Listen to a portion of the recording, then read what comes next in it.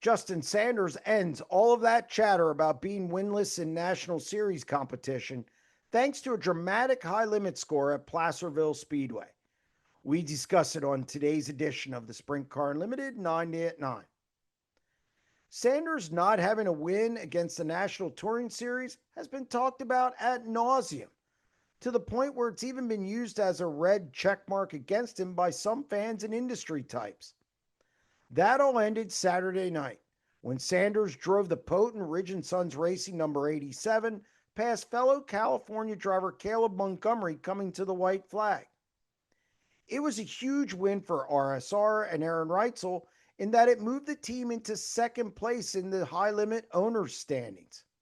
For Sanders, it was more of a relief, and even though he was pretty happy afterward, he admitted that the moment wasn't as emotional as he thought it would be. But that isn't what I want to focus on here. The funny thing about all of these discussions concerning Sanders and National Series events is that he really hasn't run many compared to other regional guys across the country.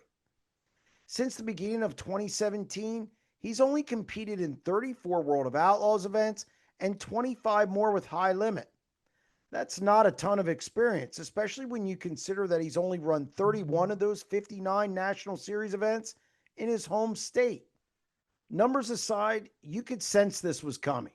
Sanders is talented and is a do-everything driver on his cars. The fact that he won as a substitute driver with Ridge & Sons Racing also isn't surprising.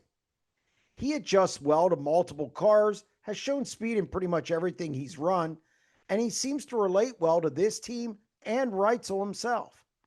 Speaking of Reitzel, he heads home today for a doctor's evaluation. There's been no indication if he will be cleared or if he's going to need more time to heal. If he can't come back just yet, Sanders is the perfect fill-in to run the car. That is, if his owner, Demo Mitri, signs off on it.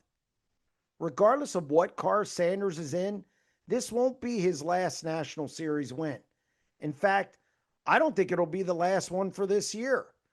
Sanders is a good driver who has learned to have a little different mindset than in the past. When the race is over, it's over.